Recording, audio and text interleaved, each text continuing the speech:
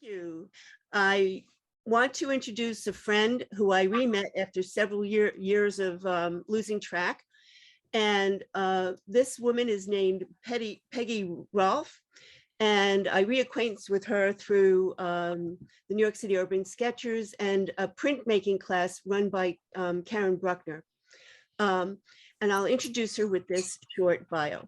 Peggy Roalf, a new member, is an independent arts writer, editor, and curator and teaching artist. As a curator, she works with artists in preparing their art for publication and exhibition. As a writer and editor, she helps artists find the words to convey the meaning and significance of their work for publication. Currently, as editor-in-chief and chief writer for the online arts journal, DART, Design Arts Daily, she works with artists around the world for artist interviews and exhibition and book reviews. In addition, Peggy has written and edited dozens of books and numerous articles on art and artists, and has curated exhibitions that have traveled throughout North America and Asia. Through this intense engagement with makers of art in various mediums, she's developed a workshop on the art of self-presentation, a necessary skill for artists creating their own markets and widening their audiences. Present Yourself, a 12-hour online workshop offered by Sculptures Alliance Incorporated during the first 2 pandemic years, will continue independently in 2022. She has taught previous live versions of the workshop at the International Center of Photography and the School of Visual Arts. You could say that her career is centered on helping artists to present themselves. As a working artist, she's currently developing a series of abstractions in monotype and acrylics. One of these pieces is currently on view at the Hub at the New York School of the Arts on East 63rd Street. Today, Peggy will offer us a toolbox for writing a press release. So Peggy, thank you for coming today, and we're ready to begin. Thanks so much, Peggy. Go ahead. Thank you, Lois, for that incredible introduction. I really have a lot to live up to.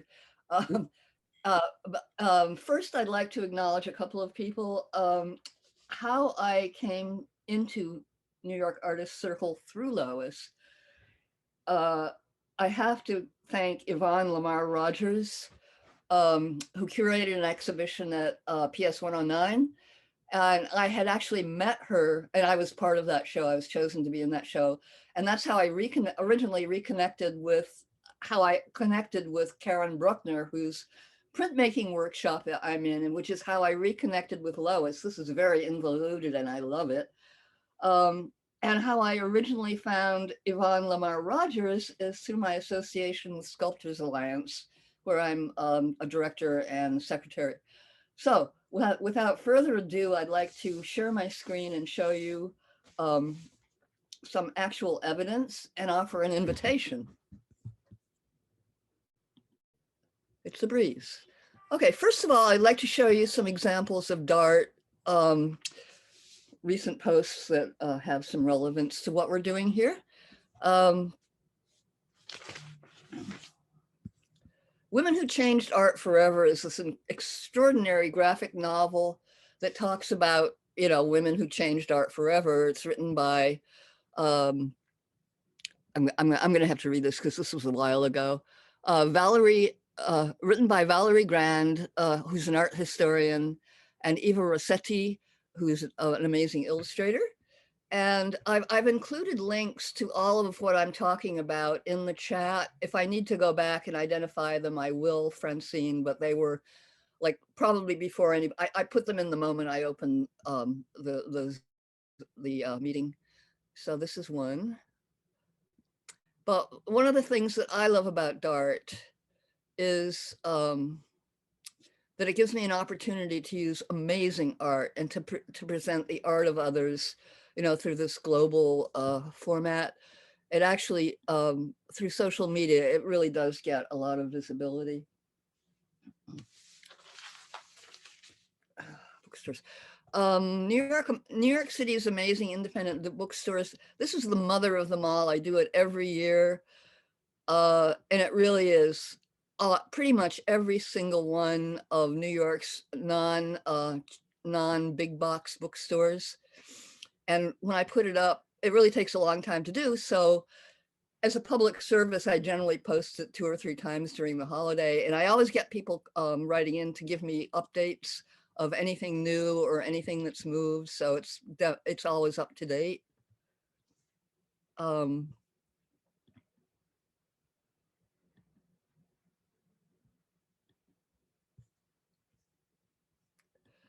This is an example of the dartboard, which is a weekly listing. This is the opening the doors to all the great art everybody ought to be knowing about and seeing. It changes all the time. It's like my breaking news, my breaking news effort for Dart. And it really is. It's like, I never know from week to week what it's going to be. Very often I come up with a theme. In this case, the theme was Dart subscribers in the news. And this is Jean Verdu, who's a very highly established illustrator whose art for the New Yorker magazine ended up as a tote bag this year. And she was also one of my students in Present Yourself. More about that later. And ours truly, Lois Bender, who had a show that week, and various others. And this is basically at the bottom. I'm going to go into this right away. This is notes to subscribers about how to send information to me about what you have coming up in the way of shows and public events, exhibitions, books, whatever.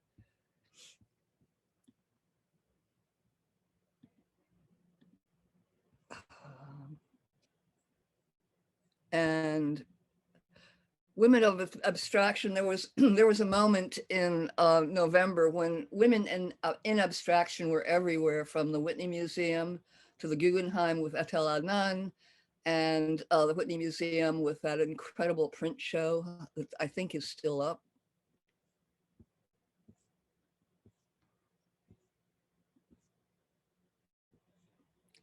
But this gives you the idea of what Dart proposes to do.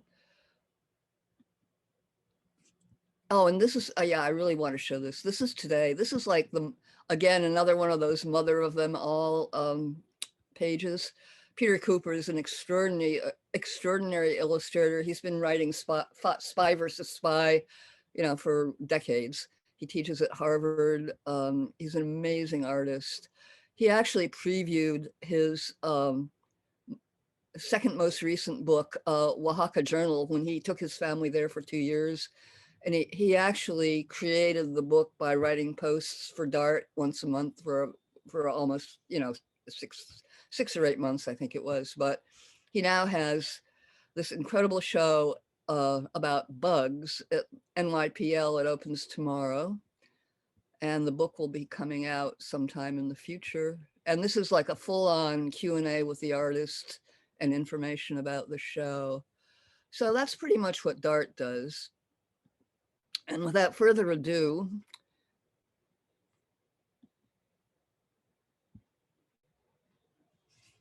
I'm actually going to invite you to send me information about what you guys have coming up in the future.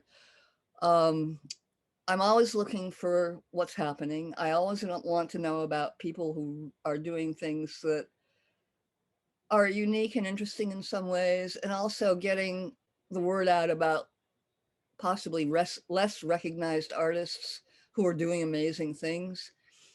So here are the basic, the rundown. First of all, you need to be a subscriber. And if you're not, I've put the information on how to do that in the chat. Also in the pages of Dart, the upper right-hand corner has a subscribe button. You can just click it, go in and subscribe right then and there. So once you're a subscriber, and if you have an event coming up, exhibition, book, presentation, whatever, even online, with COVID doing what it's doing to us right now, again, I will be featuring more online events, because everybody is part of this. We have to make the most of it, and we can make the most of it. I'm very, very positive about this. And I really do try to call attention to really good things that are online that you won't get anywhere else. That, you don't have to go into the freezing cold. You don't have to subject yourself to germs. So anyway, So you need to send me your press release. And the subject line is really important. First of all, the date, then what it is. Always mention dartboard, because that will get my attention like nothing else. The date and the mention of dartboard will get my attention. Then your press release and or project description should be a document that can be copied and pasted. It can be a PDF, but it has to be one that's not locked. I mean, if I have to do extra work, that's going to really slow me down or turn me in another direction. And I'm sure that, you want to give yourself every opportunity to get my attention and make my job really a lot of fun, because I love my job. Okay, 3 or 4 images for, sorry, folks. 3 or 4 images for consideration. If they're horizontal images, what you get is the full width of the page to display your art. If they're verticals or squares, they become insets. So you have to use your own judgment about what's the most important thing to you, to have something really big or something smaller and possibly more significant. So there's, something to consider there. Links to your website, the venue website, your Instagram, Facebook, whatever. All of that is very important to have, because the world turns on it more so than ever every single day. This might be one of the most important considerations, to include everything in a single email. However, if you have some sort of a correction, call it out in the subject line and include everything in the second email, so that everything is in one place, and that'll, avoid mishaps. When I need to get it. Okay, the Monday prior to the event is the most ideal. The week prior to the Monday of the event is good. Anything before that is too far in advance. I just won't notice it, or I won't be able to keep track of it, because I get hundreds of emails. And you'll be doing yourself a huge favor, and me too, thank you, really, by sticking with a very narrow time frame on this. Okay, so I've covered that. Okay. Writing a press release is something that's not easy, as most of you probably know. So I'm going to offer a few suggestions on what to do before you even start writing your press release. Make sure you have your artist statement, project description, bio, and CV or resume. And I'm going to really suggest that you team up with a fellow artist in producing this. And the answer to that is, I'm sure, something most of you probably know. If you're in the category of people who doesn't find this easy, you're in the majority. And this would be an ideal project to do in your crit groups. For example, if you have a show coming up in a month, get started a month or 6 weeks beforehand, so you really have plenty of time to create the documents you need, and you have time to work with your friends or colleagues on getting the wording right, making sure that you haven't missed something really important, because most artists I know really have a hard time talking about themselves, and the crit groups that you have are really, really ideal for, again, having really unbiased criticism of your work and really getting to the heart of the matter for you. Then once you've got your documents together, make a list of media outlets you want to reach. More and more they're online, as Dart is. Dart's been around for 12 years now. It started out as a print magazine, if you can imagine. 12 years ago, it was just like it nearly made me gag that it was a print magazine, but it only lasted for one issue.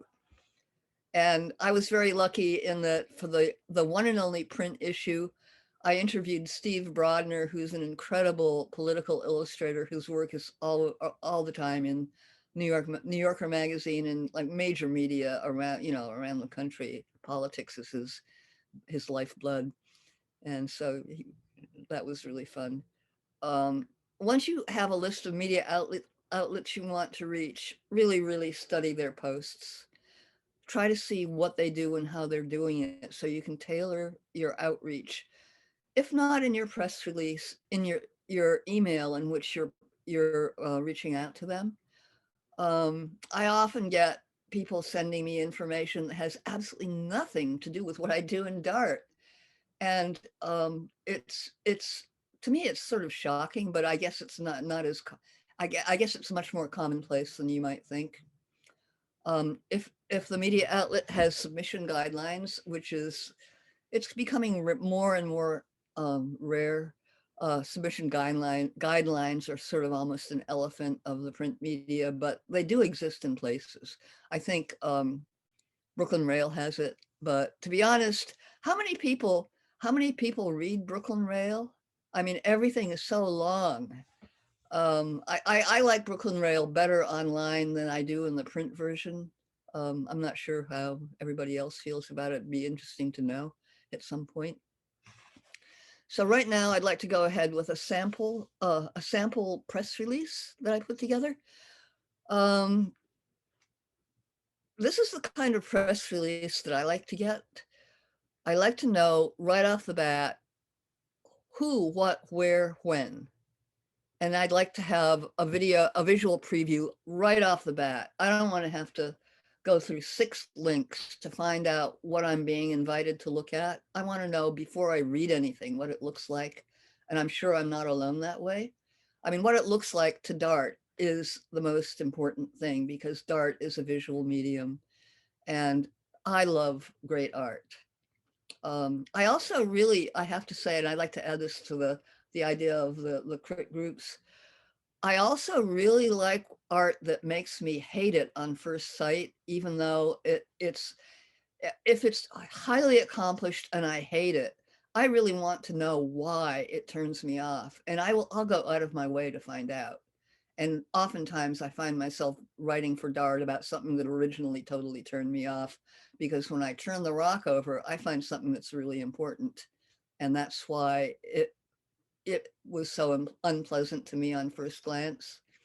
Okay, so I'm going to go to a close-up. This basically is, before I go to the close-up though, this is basically what you want. You want one page that you can see in one page that this person is sending you information that's news that you want to know.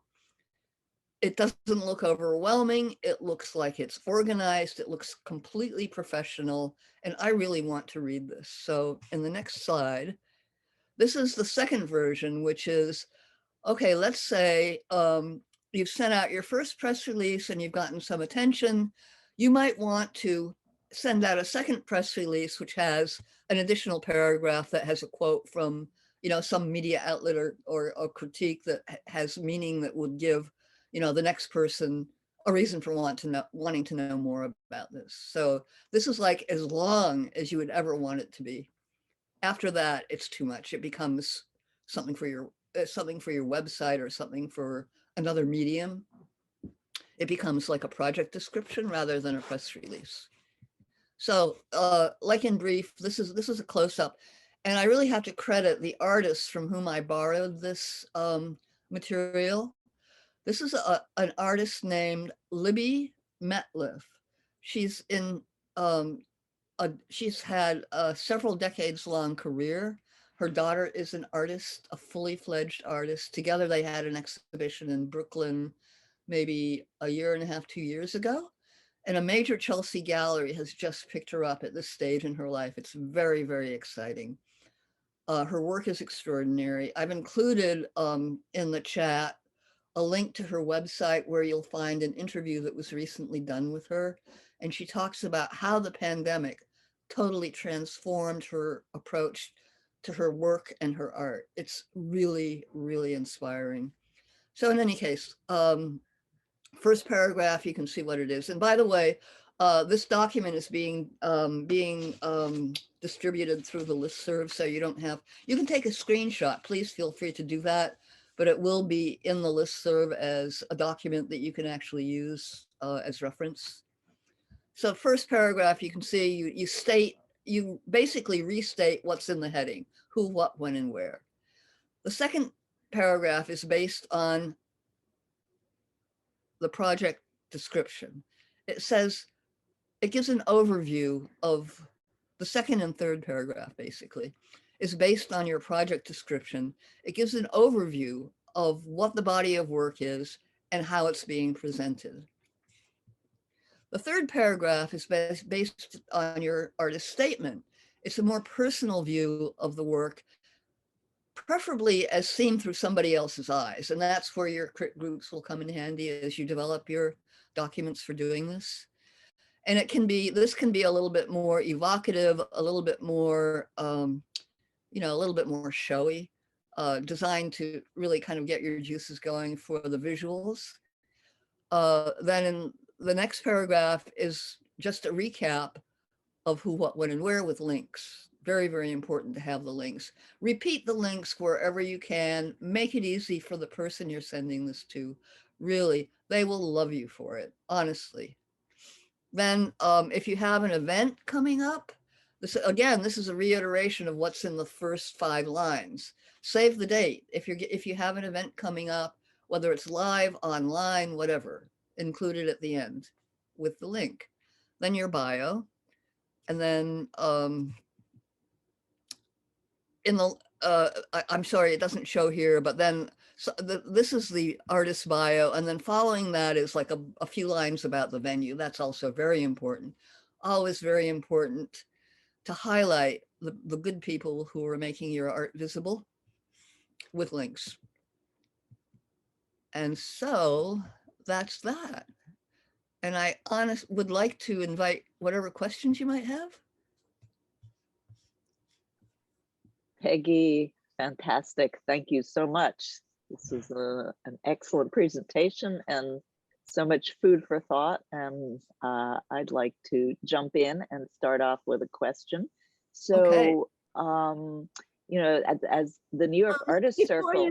Wait, Fran, before you start, can people please put their questions in the chat and not raise your hand, because we don't see the raised hands.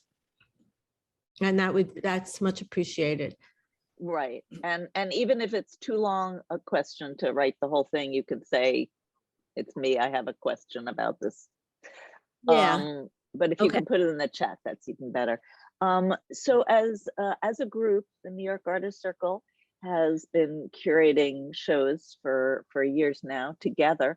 And when we put together a press release, we're putting together a press release for a group show that sometimes has many people in it. Any advice on how to keep it concise? Because our press releases tend to get lengthy. So yeah, sure. For me, the thing that works best when I get them is to have a list of every name of the artists in the show with the link to their website or whatever link works. Then actually, I really know what you're saying, and I feel for you, because it's much more difficult. And from my point of view, it's much more difficult for me to write about a group show than it is to write about an individual show. So the onus is on you to come up with a way of writing about a lot of different people who are in the same room for a particular set of reasons. And again, I think your crit groups would really, really help on this. It's like batting ideas around about why are these people all in the same show? And there might be something in the background that has never really presented itself as an idea to you. And once you discover what that idea is, it's just like you've cracked the code, and it gives so much more meaning to the show, and it will work really hard in your favor bringing people to the show. Great, thank you. Okay, that's actually very helpful. So Pamela Casper, you have a question, and why don't you go ahead and ask it? Oh, hi, Pamela. Could you unmute, Pamela? So I'm going to ask Pamela. I see that she put her question into the chat. So in the fourth paragraph, do we put the actual bio, which makes for a lot of reading all together with the press release, or a link to the bio?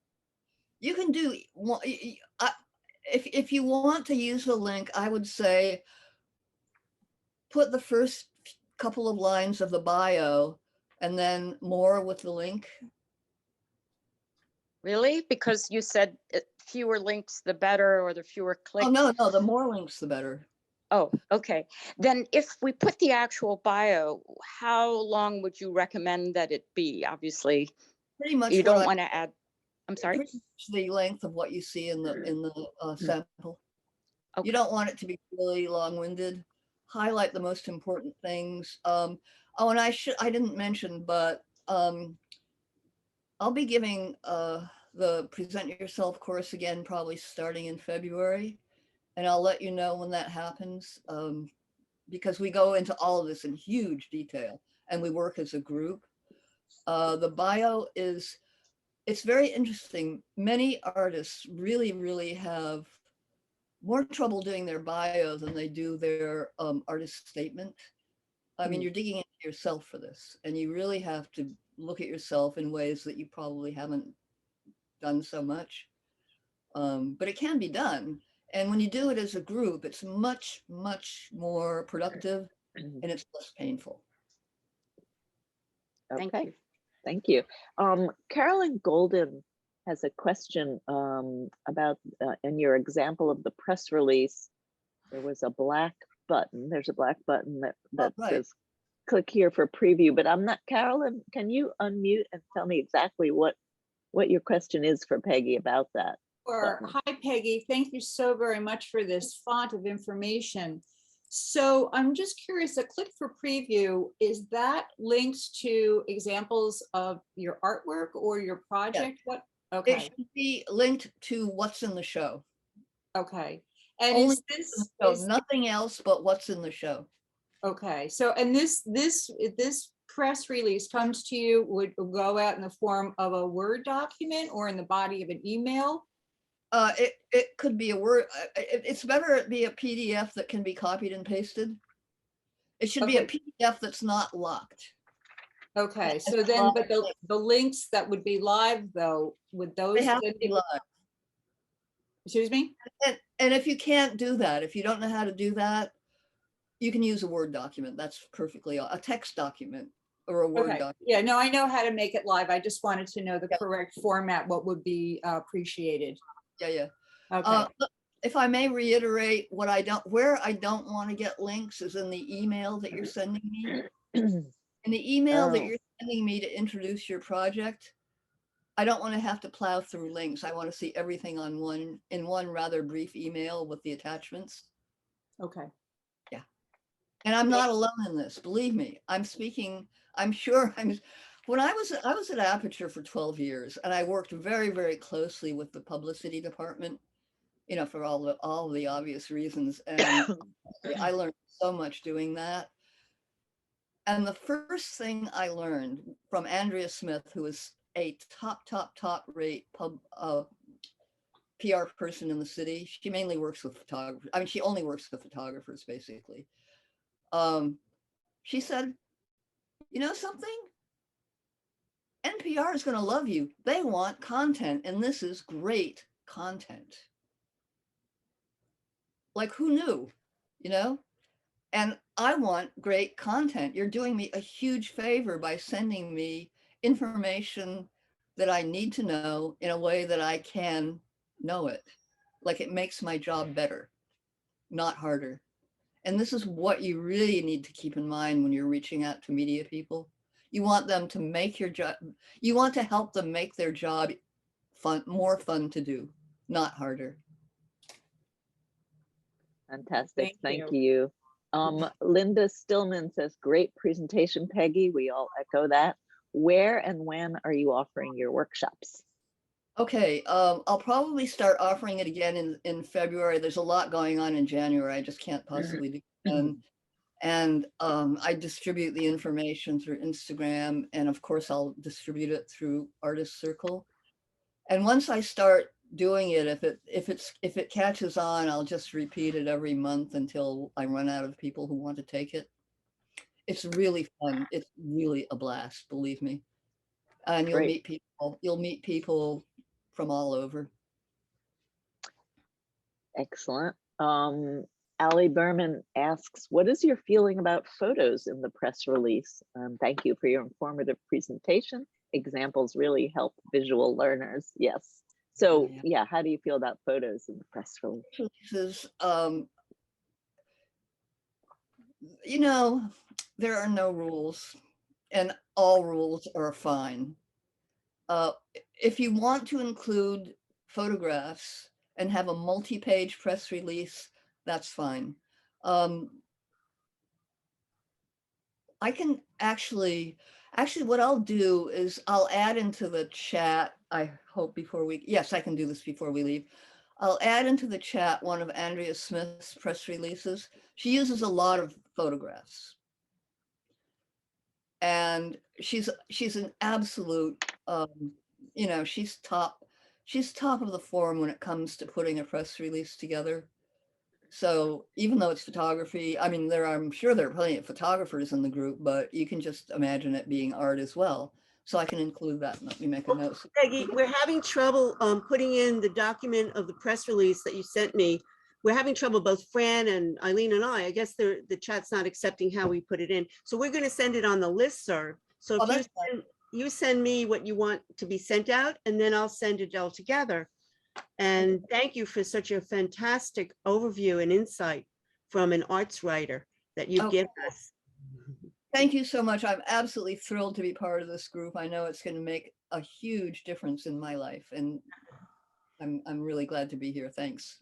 Fantastic. Thank you. So I'm just fascinated by the fact that you had said, I love never say never, right? But you had said, you know, oh, 1 page, this is it, it should never be longer. And now you just said, okay, if you want to put photos in and make a multi-page. What I meant to say at the beginning, and I forgot, was the rule is there aren't really any rules. I mean, there are a lot of different points of view on what a press release is. I'm giving you a version of what I like to get. If you want to put pictures in it, there's nothing wrong with that. Okay, good. I chose to put the link to everything in the gallery. I chose to put in the link to everything that's in the show because that gives you a really, or not necessarily everything that's in the show, but the approved press images for what's in the show. Because that gives you a very big, a fairly big view of what the show is, or the book, or the. I'm glad you said, or the book. Someone's, Nomi Silverman's asking, could this be geared towards a release of an art book, a limited edition print book without an end date, so to speak? Yeah. Okay, good. Can you say something about images to be included? What you, okay. So Sim is asking for specific details.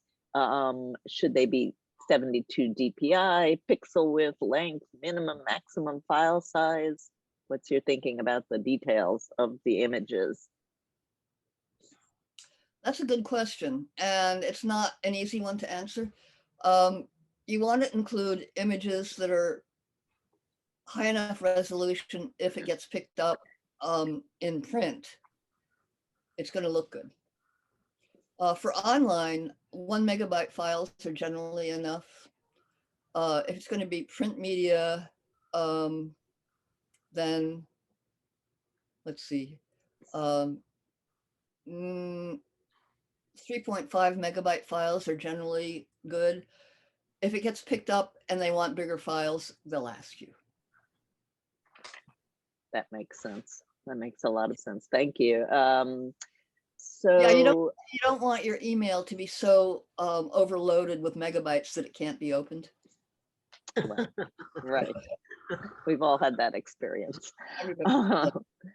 And so Pamela is summarizing here with a question. So the press release itself is a link and the email is just an overview, she asks?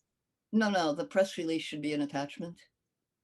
Ooh, okay, so not a link, but the press release is an attachment, and then the email is just like a cover letter, an overview. Yeah, with the correct subject line. Subject Right. line being one of the most important elements. Great. Okay. Subject line, most important.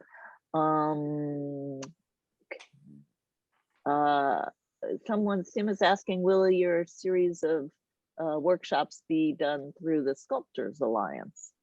Actually, no.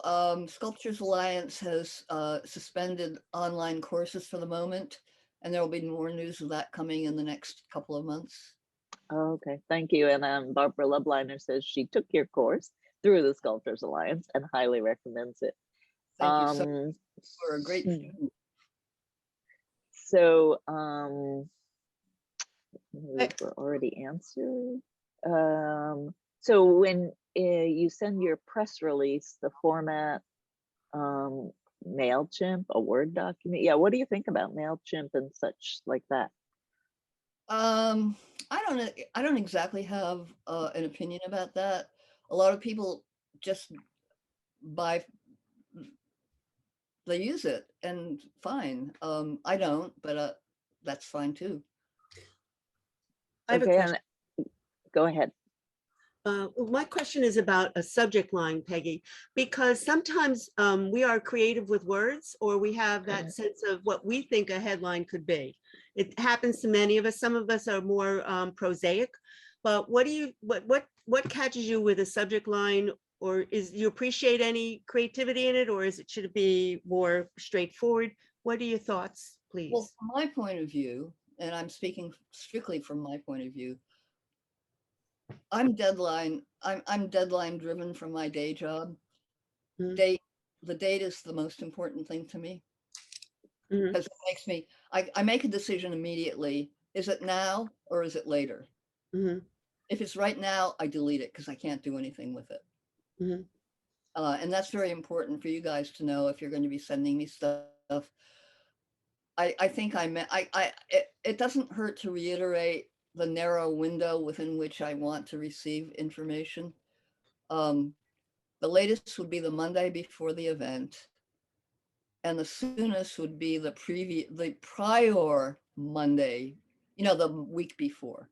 If you send me something a month before the event, you're going to have to send it again, because I might not be able to. I might not look at it closely because it's not breaking news. Let me mention again, for DART is the closest I get to breaking news. And if it's something that's in the future, it's not breaking news. I want something that I can send people to in the next 2 weeks. And I don't want to become a file cabinet for future events. I just don't have the resources. I mean, I do everything myself. I don't have an intern, etc. Does the language impact you? Like, catch you one kind of language more than another? I mean, do you like the language that people create in their subject line? Subject line is strictly factual to me. Okay. And I think So most I'm sorry, people. what would be? Okay, sorry, the subject, the date. The word new is always good. New work by. All right. New painting by Lois Bender. New paintings by Lois Bender. So that's a good example. New paintings by Lois Bender at Series Gallery. And the date of the exhibition? That's the first thing. First thing in the subject line. Like January 5, new paintings by Lois Bender at Series Gallery. Thank you for clarifying. That is so helpful. That's what I want to see. And I don't think I'm alone in that. But that if somebody's doing a feature story, if someone's doing further, it's not just like a listing thing or something's happening next week, but rather that they're doing some kind of a feature or a full story about environmental painters, that would be more likely, I would think, that it wouldn't just be a week before or 2 weeks before. No, the rule of thumb for large media coverage is 6 weeks, a Mhm. month, 3 weeks, 2 weeks, 1 week prior, Mhm. especially for, and print media is even longer, of course. Right. So another question, some people say attachments are clumsy and sending a link in Dropbox to the press release is better. Your thoughts? I don't know. That's a good question. I don't particularly like Dropbox. I have a very up-to-date computer, so I don't really have any problem with attachments. And Dropbox is good if you have huge files, if you're sending them for a feature. Okay. The original outreach. I have to say that I've tailored a lot of what I'm saying for what I do in Dart. When it comes to doing, let's say you're sending something to hyperallergic, it would be probably very much like what I get, what I need for files. So some people also wonder, you know, when you say to send the email with an attachment, Yvette says, I figured people would hesitate to open an email with an attachment if they do not know the sender. They're in media. They have to open things. They have to open it. They have. You would think, right? Yes. Okay. And they have virus detectors. And if you have the date and new paintings by Lois Bender, it says it right there what it is. Yeah. And that somebody would want to get that So, info. About those dates, Sim is asking, what about an exhibit that's up and goes for 4 or 5 more weeks in terms of dates and when you send the press release? It doesn't hurt to resend it after the show is open. Say, continuing through end date. Great. Okay, that's great advice. I mean, when you start looking at Dart, you'll see I feature almost every week. I feature something that's closing soon, not to be missed. That's what I love about it. I noticed this so many years ago. I loved Dart board. I was so intrigued how you fuse together commercial opportunities, commercial art, and other arts, reading, plays. And it was so informative and wide in breadth. And I know that you love that sense of overview and the panoramic view of culture. So you really tie and connect things together, Peggy, more than other cultural writers. It's been wonderful reading your work. Thank you so much.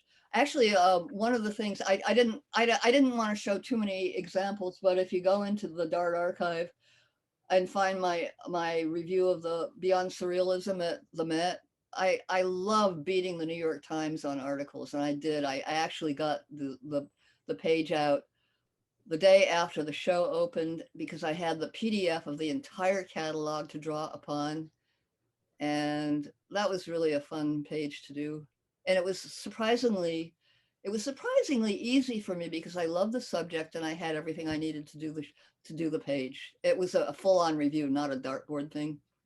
Well, you also cover obscure shows or ideas that are obscure. I mean, I like how you hunt and you're a seek and finder. You really are very inventive and creative.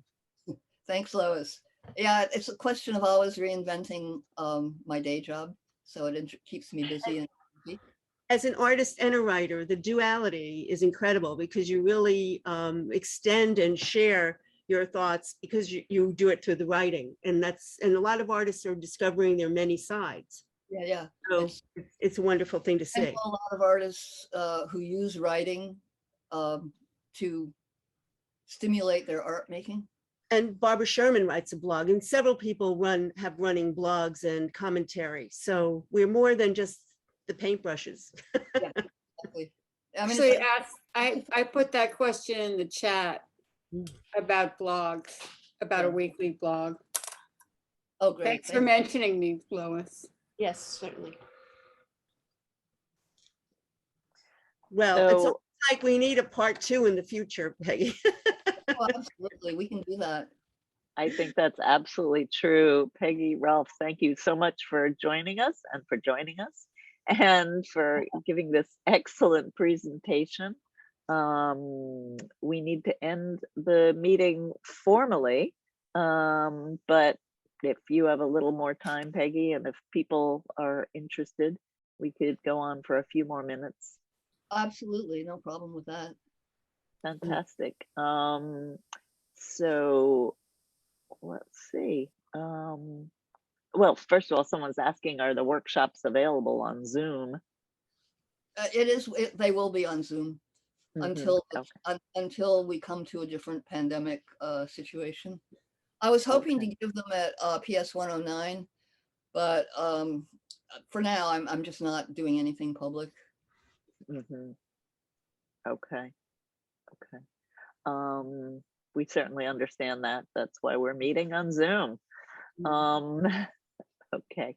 I think we went through all the questions possibly. I'm looking for more, but I think we covered everything that was in the chat. So if you didn't hear your question asked or answered, feel free to jump in now. Barbara Sherman's waving her hand, I see. I I did ask. I mean, you seem to be focusing on coming events, and I'm wondering about something that's my weekly blog. Would DART be interested in that? I don't cover, like I said, although I have no rules about DART, the thing that's always been at the forefront is it's happening now and you can do it. A blog is more of it's a different animal. Okay. Okay. Okay. Marianne, Barcelona question? Oh, Marianne, you're muted, so please unmute. Sorry, I put another question, but my typing was so bad, I had to correct it, and that was bad. At first you said no links in email. First you said links in the emails, and I guess that was where you're talking about horizontal or vertical pictures. And then you said no links when you're sending out a press release. And I got confused. When do you put a link in the email and when not? I reiterated that. No links in the newsletter. I'm not. Oh, no links okay. in the email. No links in the email. But the newsletter, okay, the newsletter is for press releases, but the email is. We've got some terms mixed up here. Yeah. Okay. Okay. Sorry. Don't mention the word newsletter. The newsletter is not part of this right now. Okay. The email should have the email with which you're reaching out to a media person, like hyperallergic, DART, whatever, shouldn't have links. It should have the info and the attachment with the correct subject line. The links belong in the press release. I mean, go link crazy. You want to give them all the information they can get their hands on. You don't want them to have to go looking on their own for the information that you could easily put in your press release. But if it's a PDF, does the link actually, can you click on something in a PDF and end up at a website? Yes. Yeah. And if you don't know how to make a PDF of that type, there's no problem sending a Word document or a text document. Okay, thank you. Thank you, Peggy. Great. You're giving out free information. If somebody messes up the typing in your press release, they can always ask for another copy, or they can do Control-Alt-Z or whatever. You know, don't worry about it. It's not it just don't make yourself crazy. Thank you. So Monroe says she's now clear about the press release, but not quite sure what to say in the email letter. Oh, well, I think that would be the next conversation we have. Excellent. It's who, what, when, and where, and make it interesting. Dear so-and-so, I'm writing to tell you about the exhibition that's coming up next month. Well, start with that. Oh no, actually I left something out. Dear so-and-so, I hope this email finds you well. I hope your year is getting off to a great start if it's somebody you know. You know, always wish them well before you say anything else. Then I'm writing today to let you know about, and then keep going. It's really pretty easy. I think that's great advice. In other words, be a kind person first and foremost, and engage with someone on their. I have a question. personhood. I know that Marsha Annenberg, one of our members, had the show in December, and she was successful at getting about 5 press notices, which I won't go into now, but that was such a wonderful campaign that Marsha ran. So now she's made up a composite press sheet with the 5 mentions, and we'll send them out, I guess, to get more coverage. Do you have any thoughts about that kind of a campaign with an accumulation of press? That's a great question. I think I would have to give it some thought. I don't think I could answer it off the cuff. Okay. Well, that should happen to everyone, right? Exactly. I mean, how do you get noticed by the press? Separating yours from everybody else's. How do you follow up on your press release to really get a notice? I'm not sure I understand the question. In other words, there are a million press releases going out at one, to any one person or venue. How do you connect with that reviewer to actually get an article printed about your event? Just keep writing the best press releases you can come up with. Mhm. It's a crapshoot. There's no way to answer that question. And sorry. No, just I think you're talking about follow-up, right? You're talking about some kind of a follow-up to the press release. Or how to focus it so that you really get notice. I can speak to follow-up, but I can't speak to how do you get noticed, because that's crapshoot. Okay. No, really, a perfect example is this artist that I'm based the press release on, Elizabeth Mitty. Go look at her website. It's so inspiring. And she was invisible for years. She had a notice from Ken Johnson in the New York Times like 10 years ago. And she's been having shows regularly ever since. And this is her first big, huge break. Huge. Please, can you write the name in the chat if you have a moment, or send it to me and I'll send it out? It's in there. It's the first batch of, at the moment I opened the meeting, I typed it in. Okay, great. There are 3, I put in 3 different chats. One is stuff about me, one is the stuff about the documents, and the last one is one line. It's Elizabeth Mitty. Okay, thank you. This was so informative. Thank you. This was so informative, Peggy. You really. Thank you. I'd like to speak. I'd like to add one thing, which I should have said, but it was like there's so much going on. The person in which you're writing your materials, your bio should always be in the 3rd person. And the reason for that, your bio and your project description should always be in the 3rd person. So if it gets picked up by any media outlet or arts organization, they can plop it into their so-called catalog without editing it. Again, make their job easier to do. Your bio, of course, your project statement, your artist statement, because it's you talking about your own work, should always be 1st person. These are actually kind of, I think these are the only rules that I know of.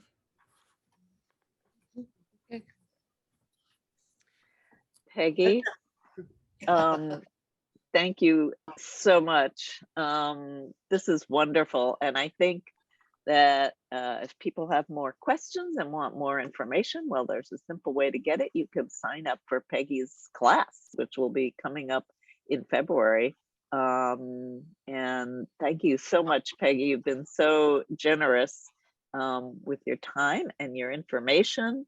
We've really gotten so much from your talk. Thank Well, you. I thank- think, So excited to be part of New York Artists Circle. Thank you. And thank you, Yeah. Lois. My so pleasure. I think that we need to remove the spotlight and just give Peggy a big round of applause, everybody. We're very, very appreciative. Thank you. This is just the kind of information that we as artists need, are hungry for. It's really helpful. I have a big show coming up myself, and we'll be using much of this advice going forward. I know we all will. So, happy January, everybody. Happy art making and art viewing. It's been great seeing everybody.